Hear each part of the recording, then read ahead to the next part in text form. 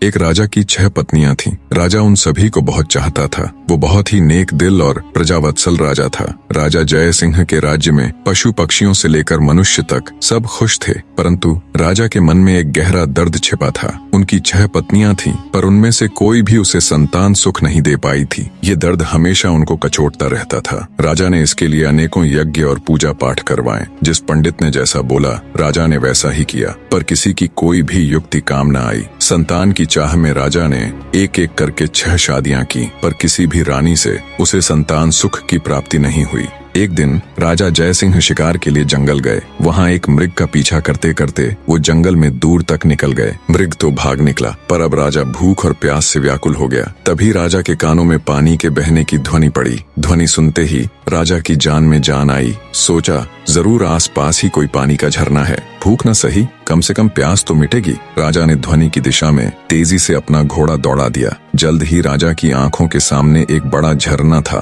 पर जब राजा झरने के पास गया तभी उसके कानों में एक स्त्री की आवाज पड़ी। अंधे है क्या? दिखाई नहीं देता? एक लड़की स्नान कर रही है। भूख प्यास से व्याकुल राजा ने उस तरफ तो ध्यान ही नहीं दिया था। लड़की की आवाज सुन राजा चौंक गया। उसने तुरंत अपना मुंह फेर लिया और बोला, क्षमा करे देवी, मैं इस जंगल में बहुत देर से भूखा प्यासा भटक रहा हूँ, जिससे विचलित होने के कारण मैं आपको देख नहीं पाया। इतना कह राजा मुंह फेरे ही वहाँ से कुछ दूर चलकर खड़ा हो गया। कुछ ही पलों में वह लड़की स्नान से निवृत्त होकर राजा के पास आई। उसने सूखे वस्त्र धारण किए थे और हाथ में कुछ फल लिए हुए थे। वह राजा के पास आकर बोली, महाशय, अब आप पानी पी सकते हैं। राजा ने झरने से पानी पिया और लड़की के दिए फल खाए। पानी और फल से उनकी भूख प्यास शांत हुई। राजा ने लड़की की ओर देखा और पूछा, हे सुंदरी, तुम कौन हो और इस जंगल ब्याबान में अकेली क्या कर रही हो? लड़की ने जवाब दिया, मेरा नाम मोहिनी है। मैं पास के गांव में रहती हूँ। रोज यहाँ स्नान करने आती हूँ और जंगल से लकड़ियाँ इकट्ठा करती हूँ। ये झरना जंगल के बीच में है, इसलिए यहाँ कोई नहीं आता। राजा जय सिंह मोहिनी की सादगी और सुंदरता पर मोहित होकर बोला, मोहिनी, तुम्हारी मदद के लिए शुक्रिया। आज तुमने मेरी जान बचाई है,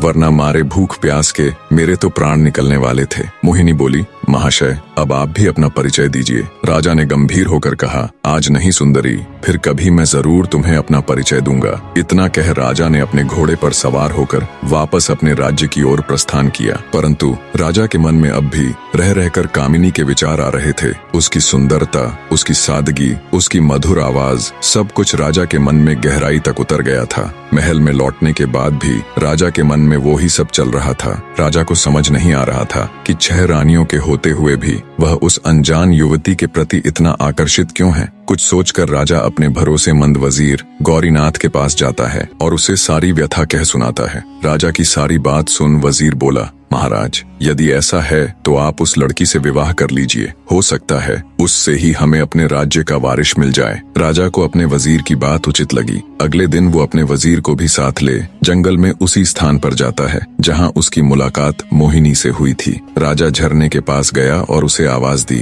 पर कोई नहीं आया। जब बहुत बार आवाज देने के बाद भी मोहिनी नहीं दिखाई दी, तो राजा का वजीर उसके पास आया और बोला, राजन, हो सकता है वो आज आई ही ना हो। आपने बताया था वो पास के ही गांव में रहती है, हमें वहीं चलकर देखना चाहिए। राजा और उसका वजीर दोनों अपने घोड़ों के ऊपर सवार हो पास के गांव में जाते हैं। मोहिनी का नाम पूछते पूछते दोनों उसके घर पहुंच जाते हैं। 2 शाही व्यक्तियों को शाही घोड़ों पर देख गांव वाले भी कौतूहलवश आसपास जमा हो जाते हैं। राजा घोड़े से उतरकर झोपड़ी के बाहर जाता है और मोहिनी को आवाज देता है। राजा की आवाज सुन जब मोहिनी रोनी सूरत ले झोपड़ी से बाहर आती है तो उसकी आंखों में आंसू थे। जब राजा ने कारण पूछा तो एक गांव वाले ने बताया, महाशय, इस दुनिया में सिर्फ इनकी माँ ही थी, आज उनका भी स्वर्गवास हो गया। अब बेचारी रोएगी नहीं तो और क्या करेगी। इतना कह गांव वालों ने राजा से उनका परिचय मांगा। आप बताइए, आप लोग कौन हैं? गांव वालों के पूछने पर वजीर ने राजा का परिचय दिया तो पूरे गांव में खलबली मच गई। सभी ने मिलकर राजा का स्वागत किया। गांव के मुखिया से राजा ने कहा, अगर आप लोगों को कोई आपत्ति न हो तो मैं मोहिनी से विवाह करना चाहता हूँ। राजा की बात सुन मुखिया खुश होता हुआ बोला, महाराज, हमारी बेटी राजरानी बनेगी, हमारे तो भाग्य खुल जाएंगे।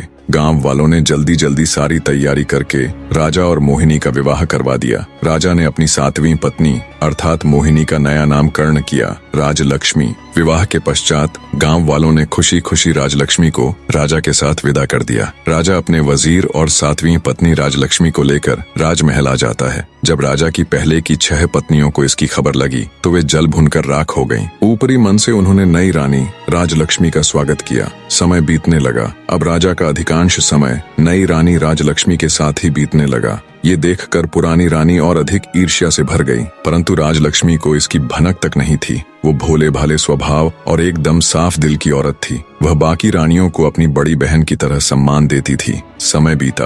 एक दिन रानी राजलक्ष्मी ने राजा को शुभ समाचार दिया कि वो पिता बनने वाले हैं। रानी के मुख से ये बात सुन राजा जयसिंह की खुशी का कोई ठिकाना नहीं रहा। वो खुशी से रानी राजलक्ष्मी को गले लगा लेता है। राजा तुरंत कुल गुरु को बुला उन्हें आदेश देता है कि अब से नित्य प्रति रानी राजलक्ष्मी को धार्मिक और प्रेरक कथाएं सुनाई जाएं। नई रानी के गर्भवती होने का समाचार जल्दी ही पूरे राज्य में फैल गया। चारों तरफ बधाइयों की धूम मची हुई थी। नई रानी के गर्भवती होने का समाचार जब उसकी सौतनों को मिला तो उनके तन बदन में आग लग गई। वे अंदर तक जल भुन गई। सभी रानियों ने आपस में विचार किया कि नई रानी तो पहले ही राजा की बहुत प्रिय है, वो अपना अधिकतर समय उसी के साथ बिताते हैं। बच्चा होने के बाद तो उसका और अधिक ध्यान रखा जाएगा। राजा उस कुल्टा को ही अपनी पटरानी बना लेंगे। हम सभी का तो वर्चस्व ही खत्म हो जाएगा। नई रानी हमारे साथ दासियों जैसा व्यवहार करेंगी। नहीं नहीं, हम ऐसा कदापि नहीं होने देंगी। वो सभी सलाह मशवरा करके नई रानी को क्षति पहुंचाने की अलग अलग युक्तियां सोचने लग जाती हैं,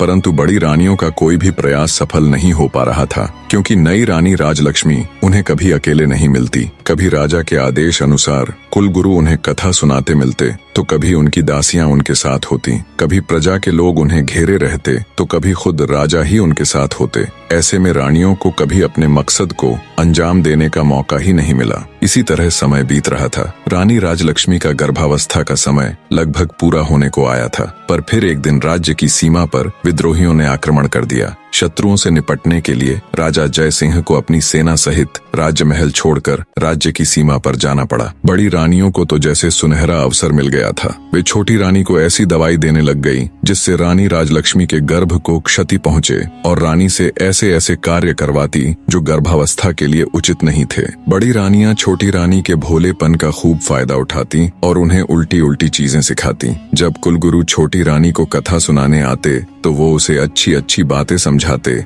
और आवश्यक सावधानियां बताकर चले जाते।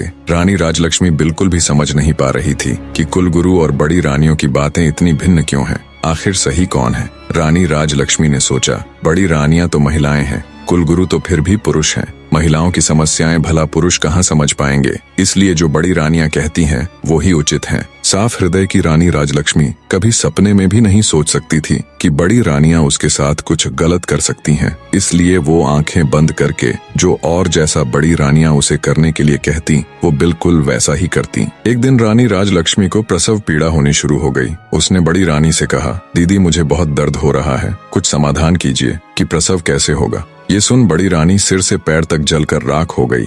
उसने विचार किया, इसका अभी से इतना ध्यान रखा जाता है, बच्चा होने के बाद तो पता नहीं इसे और कितना आदर सम्मान मिलेगा। छोटी रानी को मदद मांगते देख उसके मन में तरह तरह के षड्यंत्र चल रहे थे। फिर कुछ सोचकर उसने छोटी रानी को दिलासा देते हुए कहा, तुम बिल्कुल भी चिंता मत करो, मैं दाई अम्मा को अभी बुलाकर लाती हूँ। तब तक सामने की दीवार को पकड़कर खड़ी हो जाओ, इससे तुम्हें आराम मिलेगा और प्रसव भी ठीक से हो जाएगा। बेचारी छोटी रानी को प्रसव के बारे में कुछ भी नहीं पता था। जैसा उसे बड़ी रानी ने बताया वो वैसे ही खड़ी हो गई। गर्भवती रानी दीवार के सहारे खड़ी प्रसव पीड़ा से कराह रही थी। जब उसकी पीड़ा असहनीय हो गई तो वो वहीं दीवार को पकड़कर बैठ गई और जोर जोर से चिल्लाने लगी, लेकिन उस बेचारी को देखने या सुनने वाला वहाँ कोई भी नहीं था। दूसरी तरफ क्रूर निर्दयी बड़ी रानी और दूसरी रानियों ने अपनी विश्वास पात्र दाई को बहुत सारे धन का लालच देते हुए कहा, तुम जाओ और छोटी रानी के कमरे के बाहर जाकर खड़ी हो जाओ और ध्यान रखना वहाँ कोई और न आने पाए। दाई धन के लालच में रानी राजलक्ष्मी के कमरे के बाहर खड़ी हो गई। उसे छोटी रानी की चीखें बिल्कुल साफ सुनाई दे रही थीं, पर धन के लालच और बड़ी रानियों के डर से वो बस दूर खड़ी रानी को देखती रही। दर्द के मारे असहाय छोटी रानी का एक एक पल सदियों के बराबर बीत रहा था। कुछ ही देर में उस ऊपर वाले की कृपा से उसने एक एक करके 7 बच्चों को जन्म दिया, जिनमें 6 लड़कियां और 1 लड़का था। अत्यधिक पीड़ा के कारण रानी राजलक्ष्मी बच्चों को जन्म देते ही बेहोश हो गई। दूर से सारा माजरा देख रही चंडाल दाई ने तुरंत बड़ी रानी सहित अन्य रानियों को बुलाया और नवजात बच्चों को उन्हें दिखाया। वे सब ये देखकर हैरान थीं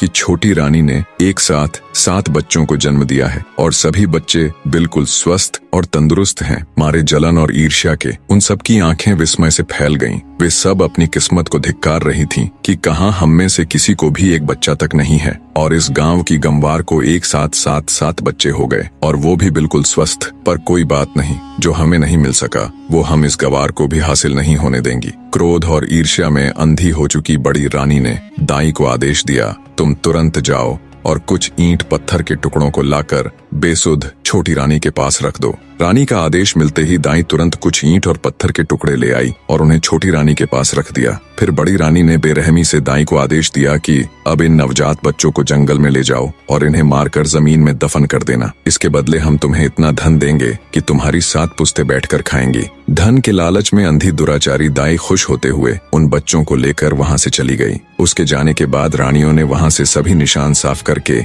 ईंट पत्थरों को छोटी रानी के पास रख दिया और सभी अपने कमरे में चली गई। थोड़ी देर में दाई जंगल से लौटकर रानियों के पास आ गई। तब बड़ी रानी ने पूछा, क्या तुमने बच्चों को दफन कर दिया था? दाई के यहाँ भरने पर रानियों ने उसे खूब सारा धन देकर चलता कर दिया। जब सब कुछ बड़ी रानी की योजना अनुसार हो गया, तब वो अन्य रानियों के साथ बेसुध पड़ी छोटी रानी के पास जा ठंडे पानी के छींटे मारकर उसे होश में लाती है।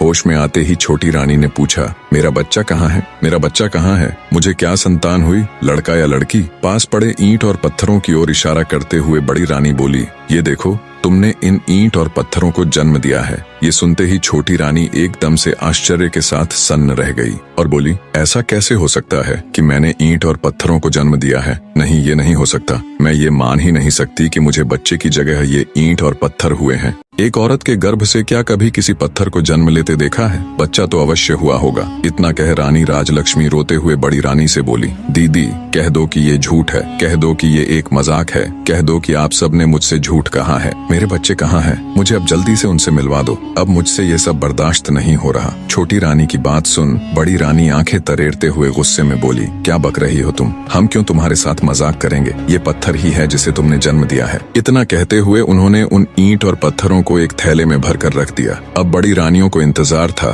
तो बस राजा के आने का। छोटी रानी बेचारी खून का घूंट पीकर रह गई। भला उस अकेली की उन 6 रानियों के आगे क्या चलनी थी? दुष्ट रानियों ने पूरे महल में ये बात फैला दी कि छोटी रानी ने बच्चों के बदले ईंट और पत्थरों को जन्म दिया है। कुछ समय बाद राजा जय सिंह भी युद्ध जीतकर अपने राज्य में पधारे, पर जब वो अपने राज्य में लौटे तो प्रजा को देख हैरान थे। जिस प्रजा को उनके युद्ध जीत कर आने पर खुशियां मनानी चाहिए थीं, नाचना गाना चाहिए था, उन सब के मुंह लटके हुए थे।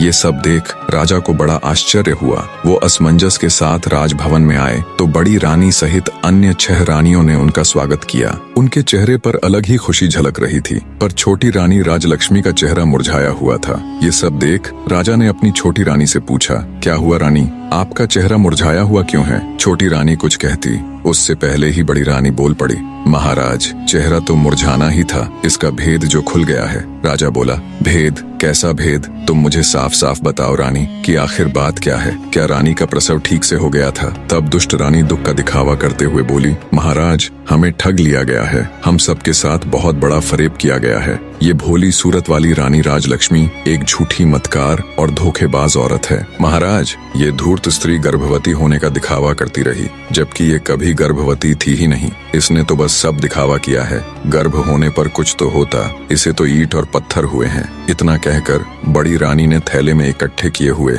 ईंट और पत्थरों को राजा को दिखाया। ये सब देख राजा तुनक गया और बोला, बड़ी रानी, आप ये क्या कह रही है? भला एक मानव गर्भ से कभी ईंट और पत्थरों को पैदा होते हुए देखा है तुमने कभी? राजा की बात सुन बड़ी रानी बोली, क्षमा करे महाराज, पर हम भी तो आपको वही बताने और समझाने का प्रयत्न कर रही हैं कि इसने हमारे साथ गर्भवती होने का नाटक किया है। हम भी तो कब से उम्मीद लगाए बैठे थे कि राज्य का वारिस आएगा, हमें भी कोई माँ कहने वाला आएगा। हमारे भी कान तरस गए थे महाराज माँ शब्द सुनने को, पर इस दुष्ट औरत ने हम सबके साथ छल किया है। ये सब सुनने के बाद राजा को भी बड़ी रानी की बातों का विश्वास होने लगा। उसे भी लगने लगा कि छोटी रानी ने सबके साथ धोखा किया है। राजा छोटी रानी राजलक्ष्मी से कहता है, तुमने ये सब क्यों किया रानी? तुम्हारी हिम्मत कैसे हुई हमें छलने की? मैं तो जैसे तैसे विधि का विधान मानकर जी रहा था कि शायद हमारे भाग्य में संतान सुख है ही नहीं, पर तुमने तो हमें हमारे जीवन की सबसे बड़ी आशा दिखाकर उस पर पानी फेर दिया। गुस्से से भरा राजा लगातार अपनी छोटी पत्नी को सुनाए जा रहा था, मैंने तो तुम्हारा मासूम सा चेहरा देखकर तुमसे शादी की थी। मुझे क्या पता था तुम हमारे साथ इतना बड़ा विश्वासघात करोगी। आज से तुम इस महल में एक रानी नहीं बल्कि नौकरानी बनकर रहोगी। अब चली जाओ मेरी नजरों के सामने से, नहीं तो पता नहीं मैं गुस्से में क्या कर बैठूंगा। बेचारी छोटी रानी अत्यंत दुखी हृदय से चुपचाप कमरे से बाहर चली जाती है। इस घटना के बाद राजमहल में छोटी रानी का जीना दुस्सवार हो गया। बड़ी रानियां उसके साथ बहुत बुरा व्यवहार करती, नौकरानियों से भी ज्यादा उससे काम लिया जाता। छोटी रानी बेचारी जैसे तैसे अपने दिन काट रही थी। उसके पास कोई ऐसा प्रमाण भी नहीं था जिससे वो साबित कर सके कि वो सच में गर्भवती थी। अत्यंत दुखों से घिरी बेचारी छोटी रानी रात में घंटों अकेली बैठकर रोती रहती और सोचती, हे भगवान, ये मेरे साथ क्या हो गया? मुझसे ऐसा क्या पाप हो गया जिसकी मुझे इतनी बड़ी सजा मिल रही है? छोटी रानी को ये सोच सोच कर आश्चर्य होता कि मेरे नन्हे नवजात बच्चों के साथ पता नहीं क्या हुआ होगा। कहाँ और किस अवस्था में होंगे वो,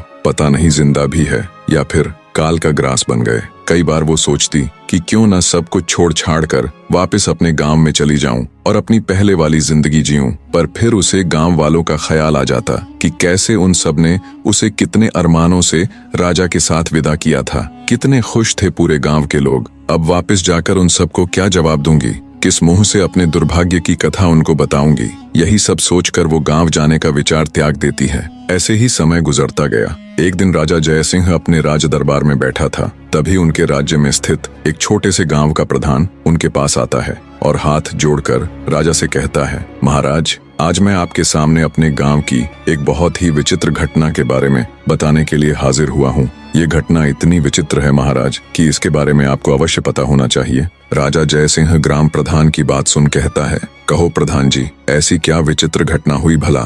तब ग्राम प्रधान राजा को बताना आरंभ करता है, महाराज, हमारे गांव के पास ही एक जंगल लगता है, जहां से गुजरते वक्त पिछले कुछ समय से हम वहां एक चंपा फूल का पौधा और उसके आसपास बांस के कई पेड़ों को देख रहे हैं। पर महाराज, विचित्र बात तो ये है कि उन पौधों को किसी गांव वाले ने नहीं उगाया, बल्कि वो खुद ही वहां उगाए हैं। और उससे भी विचित्र बात है, उन पौधों की उगने की बनावट, उन्हें देखकर बिल्कुल ऐसा लगता है महाराज जैसे वो बांस के पौधे खास तौर पर उस चंपा के पौधे की सुरक्षा के लिए ही लगाए गए हों। ग्राम प्रधान की बात सुन राजा बोल पड़ा, तुम ये क्या कथा सुना रहे हो भाई?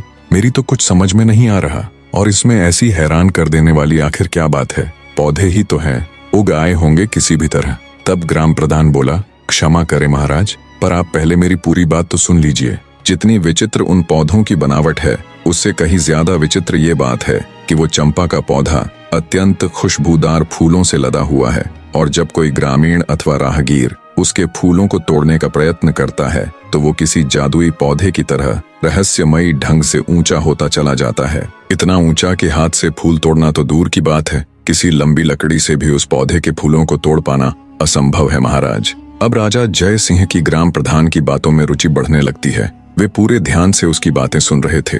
आगे गांव का सरपंच बोला, और महाराज, सबसे विचित्र और हैरान कर देने वाली बात तो ये है कि वे पौधे आपस में किसी मानव की तरह बात करते हैं। ग्राम प्रधान की ये बात सुन कुछ देर पहले जो राजा उसकी बातों को हल्के में ले रहा था, अब वो चौंक कर बैठ जाता है कि पौधे आपस में बातें करते हैं, और वो भी बिल्कुल मनुष्य की तरह बोलकर। राजा के साथ साथ पूरा राज दरबार विस्मय से भर जाता है। सभी चौंक कर एक दूसरे का मुंह ताक रहे थे। राजा जय सिंह हैरानी से ग्राम प्रधान से कहता है, ऐसे कैसे हो सकता है कि पौधे आदमियों की तरह बात करें? ठीक है प्रधान जी, अब ये भी बता दीजिए कि वो पौधे आखिर बात क्या करते हैं? प्रधान जी राजा को जवाब देते हुए कहते हैं कि महाराज, जब भी कोई मनुष्य फूल तोड़ने के लिए चंपा के पौधे की तरफ हाथ बढ़ाता है तो चंपा के पौधे से आवाज आती है कि बांस भैया, गांव के ग्रामीण फूल तोड़ने के लिए आए हैं, इनको फूल दूं या लगूं आकाश। इसके बाद उन बांस के पौधों से आवाज आती है, नहीं बहना, लगो आकाश। और उसके आगे का तो मैंने आपको बताया ही है महाराज कि चंपा की डालियां इतनी ऊंची होती चली जाती हैं कि उनसे फूल तोड़ना असंभव है, परंतु सुबह जमीन में अपने आप अत्यंत सुगंधित फूल बिखरे हुए मिलते हैं। पर आज तक कोई भी व्यक्ति उन फूलों को अपने हाथों से नहीं तोड़ पाया है। गांव के सरपंच की बात सुन राजा जय सिंह सोच में पड़ जाता है। फिर कुछ देर विचार कर वो अपने भरोसेमंद वजीर गौरीनाथ को बुलाकर उसे निर्देश देते हुए कहता है, मंत्री जी आप फौरन वहां जाओ और सच का पता लगाओ। वजीर गौरीनाथ जी महाराज कह तुरंत ग्राम प्रधान को साथ ले गांव के लिए चल पड़ता है।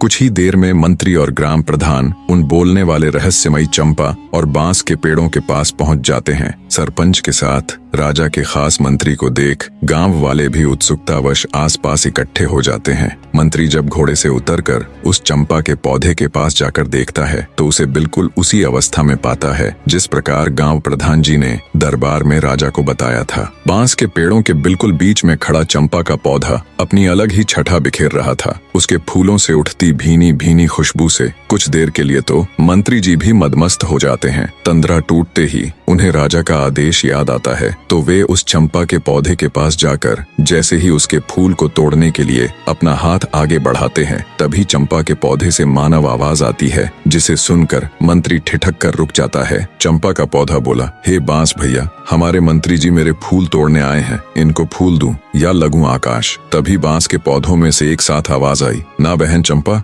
लग जा आकाश। ये तो वही मंत्री है जिनके ऊपर हमारी माँ की जिम्मेदारी थी, पर ये उसमें पूरी तरह विफल रहे, इसलिए ये आपके फूलों के कतई हकदार नहीं है बहना। बिल्कुल स्पष्ट और साफ आवाज में पौधों की वार्तालाप सुन मंत्री एकदम सन्न रह जाता है। उसके आश्चर्य का कोई ठिकाना नहीं था। हक्के बक्के खड़े मंत्री के देखते देखते चंपा का पौधा आकाश में जा लगा। ये देख एकदम सुन्न खड़े मंत्री के पूरे शरीर में सिरहन दौड़ गई। गांव वाले भी खड़े खड़े ये पूरा तमाशा देख रहे थे। तभी बांस के पौधों से आवाज आती है, जाइए मंत्री जी और अपने राज कार्यों को देखिए, आप किसी इंसान की जिम्मेदारी लेने के योग्य नहीं हैं। मंत्री भौचक्का खड़ा बांस के पौधों को देखता हुआ सब सुन रहा था। आगे बांस का पौधा कहता है, मंत्री जी, राजा महाराज तो युद्ध में चले गए थे, उनके बाद हमारी माँ की देख रेख का दायित्व आपका ही था, और कुछ नहीं तो कम से कम हमारी माँ के प्रसव के दौरान तो वहाँ हाजिर रहकर ये देखते कि उन्हें किसी बात की कोई परेशानी तो नहीं, पर आपने तो उनकी कोई खैर खबर तक नहीं ली। बांस के पेड़ों की आवाज सुन हैरान खड़ा मंत्री विचार करता है कि ये पौधे बोल कैसे रहे हैं और इतना सब कैसे जानते हैं। वो सोचता है, बात तो बिल्कुल सही कह रहे हैं, मैंने रानी राजलक्ष्मी की कोई सुध नहीं ली। ये सोचकर मंत्री आत्मग्लानि से भर उठता है। सोचा ये तो उससे बड़ी भूल हो गई। राजा की गैर हाजिरी में उसे रानी राजलक्ष्मी को गर्भावस्था में संभालना चाहिए था। मंत्री जी सोचते हैं, इसका मतलब क्या रानी राजलक्ष्मी के साथ कोई बड़ा षड्यंत्र हुआ था या कुछ और बहुत बुरा जो वो नहीं जानते। ये विचार आते ही उसने जब ये सब उन पौधों से जानना चाहा तो उनमें से कोई आवाज नहीं आई। जब बहुत प्रयास करने पर भी पौधों ने कोई जवाब नहीं दिया तो हैरानी के साथ साथ आत्मग्लानि से भरे मंत्री जी बोझिल हृदय के साथ वापस राजमहल की तरफ चल पड़ते हैं। वहाँ पहुंचकर वो सारा किस्सा राजा जय सिंह को कह सुनाते हैं और बोले, महाराज क्षमा करें, पर मुझे लगता है राजमहल में कुछ षड्यंत्र तो जरूर हुआ है। महाराज, आपकी गैर हाजिरी में मैं राजरानी की अच्छी तरह देखभाल नहीं कर पाया। आज उन पौधों की बात सुनकर ऐसा लग रहा है महाराज जैसे राजमहल में राजरानी राजलक्ष्मी के साथ कुछ बहुत बुरा हुआ है। मैंने उन पौधों से जानने की बहुत कोशिश की लेकिन उन्होंने मुझे कुछ नहीं बताया, इसलिए मेरा आपसे अनुरोध है कि आपको खुद वहाँ जाकर उन पौधों से बात करनी चाहिए। हो सकता है वो आपको सारी बात बता दें। भरोसेमंद वजीर गौरीनाथ की पूरी बात सुन राजा जय सिंह कहते हैं, ठीक है मंत्री जी, हम वहां अवश्य जाएंगे और साथ में अपनी 6 रानियों को भी लेकर जाएंगे। राजा की बात सुन मंत्री जी बोले, महाराज मेरी आपसे एक गुजारिश है, मैं छोटी रानी राजलक्ष्मी को भी अपने साथ वहां लेकर जाना चाहता हूं। राजा बोले, ठीक है मंत्री जी, आप ऐसा कर सकते हैं, पर वो दुष्ट मेरी आंखों के सामने न आने पाए, इस बात का ध्यान रखना। मंत्री बोला, जी महाराज। अगले दिन राजा जय सिंह अपनी रानियों के साथ आकाश चंपा का रहस्य जानने के लिए निकल पड़े। सबसे आगे रथ में राजा और उसकी पटरानी चल रहे थे। उससे पीछे वाले रथ में राजा की 5 रानियां और पीछे भी अन्य कई प्रमुख सभा सदस्य साथ जा रहे थे। राजा से आज्ञा ले चुके मंत्री ने रानी राजलक्ष्मी को अपने परिवार सहित बड़े आदर से पालकी में उन्हें बिठा दिया था। राजा का काफिला कुछ समय में गांव के बाहर पहुंच गया। वहां पहुंचने पर जंगल के बाहर गांव की सीमा पर वो अपना पड़ाव डाल देते हैं। पूरे राज्य परिवार को आया देख गांव के ग्रामीण उनके स्वागत में जुट गए। कुछ समय विश्राम कर सभी आकाश चंपा के पौधे के पास पहुंच जाते हैं और उसके चारों तरफ घेरा डालकर बैठ जाते हैं। आज भी चंपा का पौधा अपनी सामान्य ऊंचाई पर खड़ा लहलहा रहा था और चारों तरफ अपनी खुशबू बिखेर रहा था। सब लोग उसकी खुशबू से सराबोर हो उठे, पर राजा तो चंपा के पौधे के रहस्य को जानने के लिए बेताब था। राजा की 6 पत्नियां उसके साथ बैठी थीं और छोटी रानी राजलक्ष्मी मंत्री जी की पत्नी के साथ बैठी हुई थीं। तभी बड़ी रानी यानी राजा की पटरानी राजा से बोली, महाराज, यदि आपकी आज्ञा हो तो क्या मैं इस खुशबूदार चंपा के पौधे से कुछ फूल तोड़ लूं? राजा बोला, अवश्य रानी साहिबा। तभी राजा की दूसरी पत्नी भी बोल उठी, महाराज, इन फूलों की उठती भीनी भीनी खुशबू को महसूस कर मुझसे बिल्कुल भी नहीं रुका जा रहा। क्या मैं भी फूल ले लूं? दूसरी रानी के साथ साथ तीसरी, फिर चौथी, सभी रानियों ने ऐसा कहा तो राजा बोला, अवश्य तुम सब वो फूल ले लेना। राजा ने सबसे पहले 6वें नंबर यानी छोटी रानी को फूल चुनने का निर्देश दिया और पटरानी सहित अन्य रानियों से बोले कि ये तुम सब में सबसे छोटी है, इसलिए सबसे पहले उसे ही फूल चुनने का अवसर मिलना चाहिए। राजा की बात से पटरानी सहित अन्य रानियां सहमत हो गईं,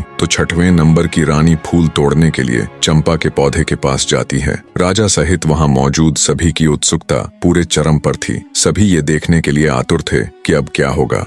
रानी ने पेड़ के पास जाकर जैसे ही फूल तोड़ने के लिए अपना हाथ आगे बढ़ाया, तभी चंपा के पौधे से आवाज आई, रुकिए रानी जी, आप मेरी आज्ञा के बिना मेरे फूल नहीं तोड़ सकती। पौधे की आवाज सुन रानी ठिठक कर वहीं रुक जाती है। चंपा के पौधे से आई आवाज इतनी स्पष्ट और तेज थी कि राजा सहित वहां मौजूद सभी लोगों ने उसे सुना। अब तक तो राजा ने सिर्फ अन्य लोगों के मुख से ही बोलने वाले चंपा के पौधे के बारे में सुना था, पर अब जब उसने अपने कानों से सुना तो वो भी हैरान रह गया। उसके आश्चर्य की कोई सीमा नहीं थी। तभी चंपा के पौधे से आवाज आई, बांस भैया, हमारी सौतेली छोटी माँ हमारे फूल तोड़ने आई है। मैं टूटू या लगूं आकाश? बांस के पौधे में से आवाज आई, बहन चंपा, लग जा आकाश, ये तो तुम्हें छूने योग्य भी नहीं है। क्या तुम्हें याद नहीं कि इन्होंने हमारी माँ के साथ कैसा अत्याचार किया है? इसलिए बहन, इनके बारे में मत सोच और लग जा आकाश। बांस के इतना कहते ही चंपा की डालियां फिर से ऊपर उठीं और आकाश को छूने लगी। रानी पौधे की बात सुन हैरान थी कि ये पौधा क्या बोल रहा है, कहीं हमारी पोल ना खुल जाए। उसकी सिट्टी पीटी गुम हो गई। रानी ने सोचा, कहाँ तो फूल तोड़ने आई थी, फूल मिलना तो भाड़ में गया, यहाँ तो हमारा ही किया कराया उजागर हो रहा है। निराश हो चुपचाप वो एक चोर की तरह वापस आकर अपने स्थान पर बैठ गई, दुखी हृदय के साथ खुद में ही खोई। रानी राजलक्ष्मी के कानों में जब सौतेली माँ नामक शब्द पड़े तो उसके भी कान खड़े हो गए। चंपा और बांस की सारी बातें सुन उनका हृदय विचलित होने लगा। राजा सहित अन्य लोग भी सारी वार्तालाप सुन हैरान थे, पर किसी की समझ में अब तक कुछ नहीं आ रहा था। 6वें नंबर की रानी के आने के बाद 5वीं, चौथी, तीसरी और फिर दूसरी रानी भी हार मानकर अपने स्थान पर बैठ गई। जब किसी को चंपा का फूल नहीं मिला तो राजा की पटरानी अथवा बड़ी रानी चंपा के पौधे के पास गई। चंपा का पौधा अब भी आकाश में लगा हुआ था। पटरानी बोली, सुनो चंपा के पौधे, मैं इस राज्य की महारानी और महाराजा की पटरानी हूँ। इस राज्य में जो कुछ भी है उसके ऊपर हमारा अधिकार है, इसीलिए चंपा अपनी डाली को नीचे झुका और मुझे फूल तोड़ लेने दे। इस बार चंपा की डालियों से आवाज आई, भैया बांस, हमारी सौतेली माँ हमें फूल देने के लिए चेतावनी के साथ धमका रही है और हमें अपना आदेश मानने के लिए कह रही है। तुम क्या कहते हो, हमें इनका आदेश मानना चाहिए या नहीं? बांस बोला, ना बहना, तुम्हें आदेश देने का इनके पास कोई अधिकार नहीं है। ये पटरानी होंगी राजा की और अपने राज्य की। हम इनके राज्य की प्रजा नहीं है और न ही हम कोई वस्तु है जो इनके उपयोग में आना आवश्यक हो। क्या तुम्हें याद नहीं है बहना, इन्हीं के आदेश से तो सारा काम हुआ है। इन्होंने ही तो हमारी माँ को सबसे ज्यादा दुख दिया है और इन्होंने ही हमें वन में भेजकर हमारी मृत्यु का रास्ता तैयार किया था। यह तो महारानी बनने के लायक भी नहीं है, इसलिए बहना, तुम्हें इनके पापी हाथों का स्पर्श भी नहीं होने देना चाहिए। सभी के सामने ये बातें सुनकर बड़ी रानी का सर लज्जा से झुक गया। शर्म और अपने कुकर्म का भेद खुल जाने के डर से बड़ी रानी भी ठगी सी चुपचाप अपनी जगह आकर बैठ गई। सारा माजरा देख राजा जय सिंह अब की बार खुद जाने के लिए खड़े होते हैं। चंपा के पौधे की डालियां अब पहले की तरह वापस अपनी सामान्य ऊंचाई पर आ गईं। अब की बार राजा जय सिंह खुद उठे और फूल तोड़ने के लिए पौधे के पास गए। जब राजा ने फूल तोड़ने के लिए अपने हाथ आगे बढ़ाए, तभी चंपा के पौधे से आवाज आई, ना ना महाराज, आप यह भूल कभी मत कीजिएगा। आपको फूल तोड़ने से रोकने के लिए मैं अपने भैया से भी अनुमति नहीं लूंगी, और यदि भैया अनुमति दे भी देंगे तो भी मैं आपके हाथों में नहीं आऊंगी। इसलिए आप अपने हाथ पीछे ही रखिए और फूल तोड़ने का विचार त्याग दीजिए। चंपा के पौधे की बात सुन राजा जय सिंह हैरान रह गया। सोचा, आखिर ऐसा क्या हुआ कि उनको रोकने के लिए चंपा अपने भाइयों से भी अनुमति नहीं ले रही। राजा बोला, हे चंपा के पौधे, मैं इस देश का राजा हूँ। मैंने कभी भी किसी के साथ अन्याय नहीं किया। मैं अपनी प्रजा को अपनी संतान की तरह मानता हूँ। मेरे राज्य में मनुष्य ही नहीं, पशु पक्षी भी खुश और स्वतंत्र है। मैंने आज तक किसी को जरा सी भी तकलीफ नहीं दी। फिर मुझसे ऐसी क्या भूल हो गई कि मुझे अपने फूल लेने से रोकने के लिए आपको अपने भाइयों से भी पूछने की जरूरत नहीं पड़ी। तब चंपा के पौधे से आवाज आई, हे राजा महाराज, इसमें कोई शक नहीं कि आपने आज तक किसी भी जीव जंतु को कोई तकलीफ नहीं दी, परंतु महाराज, आप में एक सबसे बड़ी कमी है कि आप कान के कच्चे हैं। जो कोई भी आपसे जैसा भी कहता है, आप बिना सच्चाई जाने वैसा ही मान लेते हैं। खुद से कभी भी सच्चाई जानने की कोशिश नहीं करते। आपने प्रजा को तो संतान मान लिया, लेकिन क्या कभी आपने अपनी संतान की खोज खबर करने की जरा सी भी कोशिश की? क्या आपने कभी ये जानने की कोशिश की कि आपकी अपनी संतान कहाँ है? अरे छोड़िए राजा महाराज, आप तो अपनी गर्भवती पत्नी की भी सुरक्षा तक नहीं कर पाए। बिना सच्चाई का पता किए आपने एक सच्ची नारी को धोखेबाज कहकर नौकरानी बना दिया। तो जाइए महाराज, जाकर अपने राज्य को संभालिए। आप मेरे फूलों के बिल्कुल भी योग्य नहीं हो। चंपा के पौधे की बात सुन बेचारा राजा निरुत्तर हो गया और चुपचाप मुंह लटकाए वापस अपनी जगह पर आकर बैठ गया। उनके मन में हजारों सवाल एक साथ उठ रहे थे। उन्हें कुछ समझ नहीं आ रहा था, क्या सच है क्या झूठ। राजा अपने विचारों की उधेड़ बुन में खोया हुआ था। तभी वजीर गौरीनाथ उनके पास आता है और कहता है, महाराज, आप यदि आदेश दे तो हम छोटी रानी राजलक्ष्मी को भी फूल तोड़ने के लिए एक बार पौधे के पास भेज कर देखे। राजा कुछ कहते उससे पहले ही पटरानी बोल उठी, मंत्री जी, जो फूल महाराज के हाथों भी नहीं टूटे, वह इस धोखेबाज के हाथों कैसे टूटेंगे? मंत्री जी ने प्रश्नवाचक दृष्टि से राजा की ओर देखा। चंपा के पौधे से अब तक की हुई इतनी बातों से राजा के मन में भी शंका पैदा होने लगी थी। उन्होंने अपनी शंका दूर करने का निर्णय लेते हुए मंत्री जी को अनुमति दे दी। मंत्री रानी राजलक्ष्मी के पास जा उन्हें फूल तोड़ने के लिए कहते हैं। मंत्री की बात सुन रानी राजलक्ष्मी अनमने मन से उठी और चंपा के पौधे की तरफ देखती हुई बोली, मंत्री जी, पौधे की डालियां काफी ऊंचाई पर हैं, मेरे हाथ वहां नहीं पहुंचेंगे। मंत्री बोला, रानी जी, आप एक बार वहां पर जाकर कोशिश करके देखिए तो सही। मंत्री जी के समझाने पर रानी राजलक्ष्मी हिम्मत करके चंपा के पौधे के पास गई। पौधे के पास जाकर जब रानी ने अपने हाथ बढ़ाकर चंपा के पौधे के तने को छुआ और उसे प्यार से सहलाया, तो पौधे के स्पर्श से रानी को असीम आनंद मिला, जैसे वह अपनी औलाद को सहला रही हो। तभी चंपा के पौधे से रुंधी हुई आवाज आई, भैया बांस। बांस ने कहा, बहन चंपा, तुम रो रही हो? चंपा ने कहा, हाँ भैया, रुका ही नहीं गया, क्योंकि आज हमारी माँ मेरे फूल लेने आई हैं। उनके प्यार भरे प्रथम स्पर्श से मैं आनंदित हो गई, इसलिए मेरा हृदय भावुक हो गया। माँ शब्द सुनते ही रानी राजलक्ष्मी भी भावुक हो उठी। तभी चंपा के पौधे से आवाज आई, बांस भैया, आप मुझे आदेश दे कि अब मैं क्या करूं? मेरी तो इच्छा हो रही है कि मैं अपनी माँ के चरणों में अपने सारे फूल समर्पित कर दूं। इस पर सभी बांस के पौधों से एक साथ आवाज आई, हाँ बहन चंपा, तुम बिल्कुल सही हो, तुम्हारा दिल जो कह रहा है वही करो, माँ के चरणों में तो स्वर्ग है। इस आवाज के साथ ही चंपा के पौधे की सारी डालियां झुककर रानी राजलक्ष्मी के चरणों को छूकर उनके चारों ओर फैल गईं और रानी के ऊपर पुष्प वर्षा होने लगी। ये देखकर वहां मौजूद सभी लोग बहुत हैरान थे। वो बिना पलक झपकाए इस असीम पल का आनंद ले रहे थे। राजा जयसिंह का भी मुंह खुला का खुला रह गया। बड़ी रानियों ने जब ये नजारा देखा तो वो पैरों से लेकर सिर तक जल भुन गई। उनके दुख की कोई सीमा नहीं थी। इधर रानी राजलक्ष्मी तो जैसे सब भूलकर असीम आनंद के सागर में गोते लगा रही थी। उनके सिर से पांव तक चंपा के पुष्प भरे हुए थे।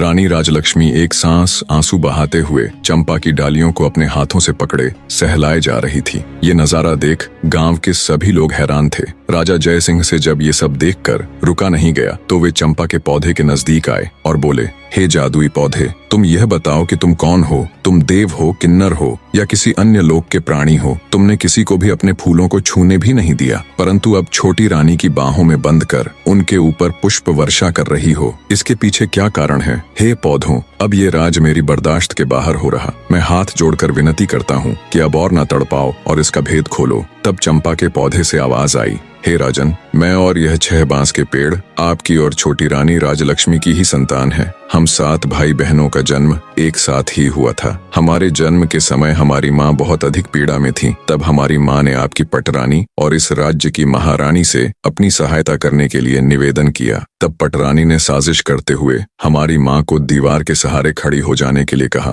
ताकि जब हमारा जन्म हो तब हम ऊंचाई से गिरकर मृत्यु को प्राप्त हो जाए। पर महाराज, ईश्वर की कृपा से हम 7 का जन्म उसी अवस्था में बिल्कुल ठीक ठाक हो गया। पर हमारी माँ दर्द के कारण हमें जन्म देते ही बेहोश हो गई। उनकी बेहोशी का फायदा उठाते हुए बड़ी रानी ने एक दाई को बुलाया और उसे पैसों का लालच देकर हमें मारकर जंगल में जमीन में दबाने के लिए कहा। मात्र कुछ सेकंड्स के नवजात बच्चों को दफन करने के लिए बेरहम दाई जंगल की ओर चल पड़ी। दाई को जंगल भेजने के बाद बड़ी रानी सहित अन्य रानियों ने अपने घिनौने षड्यंत्र के तहत कुछ ईंट और पत्थर के टुकड़ों को हमारी माँ के पास रख दिया। दूसरी तरफ जब दाई हमें जंगल में लेकर आई और दफन करने के लिए जमीन खोदने लगी, तभी आकाश मार्ग से महाराज इंद्रदेव की कुछ अप्सराएं वन भ्रमण के लिए आ रही थीं। जब उनकी दृष्टि हम पर पड़ी तो उन्हें हम पर दया आ गई। उन्होंने हमें उठा लिया और अपनी शक्तियों से बहुत जोर की आंधी चला दी। धूल मिट्टी उड़ने के कारण दाई हमें खोजती रह गई। हमारे नहीं मिलने पर महल में जाकर उसने महारानी के डर से झूठ बोल दिया कि उसने हमें मारकर जमीन के अंदर दबा दिया है।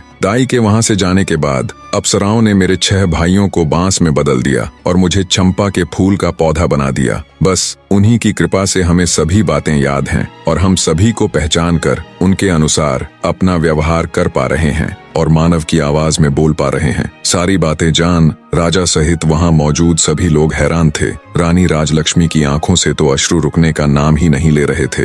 राजा जयसिंह बोले, मेरे बच्चों, तो क्या तुम सब अब ऐसे ही पौधों के रूप में रहोगे? क्या ऐसा कोई भी रास्ता है जिससे तुम अपने मानव रूप में आ सको? तब चंपा बोली, महाराज, जब हमारी माँ हम सब की एक एक पतियों को तोड़कर इंद्रदेव को याद कर उनसे प्रार्थना करेंगी, तब हम सब अपने असली रूप में आ जाएंगे। चंपा के पौधे की बात सुनते ही रानी राजलक्ष्मी ने तुरंत बांस और चंपा की एक एक पत्तियां ली और हाथ जोड़कर पूरी श्रद्धा के साथ बोली, हे इंद्र महाराज, मैं पूरी जिंदगी आपकी सेवा करूंगी, आपकी पूजा करूंगी, फिर भी आपके उपकार का मैं प्रतिकार नहीं कर पाऊंगी। आपने इतने दिन मेरे बच्चों को संभाल कर रखा, अब कृपया इन्हें मेरे आंचल में डाल दो महाराज। रानी राजलक्ष्मी का इतना कहना था कि पल भर में ही बांस और चंपा के पौधे विलीन हो गए और वहां पर लगभग 5 वर्ष के 6 बालक और एक बालिका प्रकट हो गए। रानी राजलक्ष्मी और राजा जयसिंह ने तुरंत आगे बढ़कर बहते नेत्रों से सभी बच्चों को अपनी बाहों में भर लिया। राजा जयसिंह अपनी छोटी पत्नी रानी राजलक्ष्मी से हाथ जोड़कर माफी मांगता है। वहां उपस्थित सभी राज दरबार व गांव के लोग स्तब्ध खड़े ये पूरा दृश्य देख रहे थे। सबकी आंखें नम थीं, शिवाय बड़ी रानियों के। ये सब देखकर उनके पैरों नीचे से तो जैसे धरती खत्म हो गई थी। राजा जयसिंह अपने सिपाहियों को आदेश देता है, पकड़ लो इन दुष्ट औरतों को और फांसी पर लटका दो। ये दुराचारिणी तो मानवता के नाम पर कलंक है। राजा की ये बात सुन रानी राजलक्ष्मी कहती है, महाराज, आज मेरे लिए मेरी जिंदगी का सबसे बड़ा दिन है। आज इतने बड़े खुशी के मौके पर मैं किसी के लिए इतना काला दिन नहीं लाना चाहती। मेरा आपसे अनुरोध है, आप इन सबको क्षमा कर दीजिए। राजा बोला, रानी, आपका हृदय बहुत विशाल है, पर इनके गुनाह को देखते हुए इन्हें क्षमादान तो नहीं दिया जा सकता, किंतु आपके अनुरोध पर मैं इन दुराचारिणियों को आजीवन कारावास की सजा देता हूँ। दुष्ट रानियों को सजा मिल जाती है। राजा जयसिंह अपनी पत्नी रानी राजलक्ष्मी और अपने बच्चों के साथ सुखमय और शांतिपूर्ण जीवन व्यतीत करते हैं। कहानी का निष्कर्ष बताने से पहले आपसे 2 बातें करना चाहूंगा। एक तो ये कि आप सब में से बहुत से ऐसे भाई बहन हैं जो मेरी तरह वीडियो बनाना चाहते हैं और आए दिन कमेंट करके पूछते रहते हैं। उन सब के लिए मैंने एक कंप्लीट ट्यूटोरियल वीडियो एक छोटे से प्राइस के साथ बना दी है। आप सबको उसके लिए मेरा चैनल ज्वाइन करना पड़ेगा। कुछ समझ ना आए तो आप पूछ सकते हैं, आपकी पूरी हेल्प की जाएगी। दूसरी ये कि कहानी कैसी लगी, ये सब कमेंट करके जरूर बताएं। आपके कमेंट्स पढ़कर बहुत अच्छा लगता है। और ये भी बताइए कि नेक्स्ट स्टोरी किसकी देखना चाहेंगे। अब आते इस कहानी के निष्कर्ष पर। यह कहानी एक माँ की ममता, एक पिता के पश्चाताप और ईश्वर की लीला का ऐसा संगम है जो मानवता के सबसे गहरे भावों को छूती है। रानी राजलक्ष्मी की ममता इस बात का प्रमाण है कि एक माँ के हृदय से निकली पुकार सृष्टि के हर कण को झकझोर देती है। वर्षों तक अपने बच्चों से दूर रहकर भी उन्होंने विश्वास नहीं खोया और अंततः उनकी श्रद्धा और प्रेम ने देवताओं को भी झुकने पर मजबूर कर दिया। राजा जयसिंह का पश्चाताप, उनके अंदर का टूटता हुआ अहंकार, ये बताता है कि सत्य की राह में झुका हुआ सिर ही सबसे ऊंचा होता है। जब उन्होंने अपनी भूल को स्वीकारा तो उनका मन भी पावन हो गया। और रानी राजलक्ष्मी का क्षमा भाव इस संसार को यह सिखाता है कि सच्चा प्रेम बदले की भावना नहीं रखता, बल्कि क्षमा और करुणा से जीवन को सुंदर बनाता है। प्रेम, विश्वास और आस्था की शक्ति से जीवन की सबसे कठिन परिस्थितियों को भी बदला जा सकता है। जब मनुष्य के हृदय में सच्ची प्रार्थना होती है तो ईश्वर भी उनके लिए मार्ग प्रशस्त कर देते हैं। जीवन में कितनी भी कठिनाई आए, लेकिन यदि प्रेम और श्रद्धा के दीपक को मन में जलाकर रखा जाए तो अंततः विजय हमारी ही होती है। यह कहानी केवल एक कथा नहीं बल्कि एक अमर संदेश है कि विश्वास, प्रेम और करुणा से ही जीवन का वास्तविक अर्थ पूरा होता है। अंत तक बने रहने के लिए आपका धन्यवाद।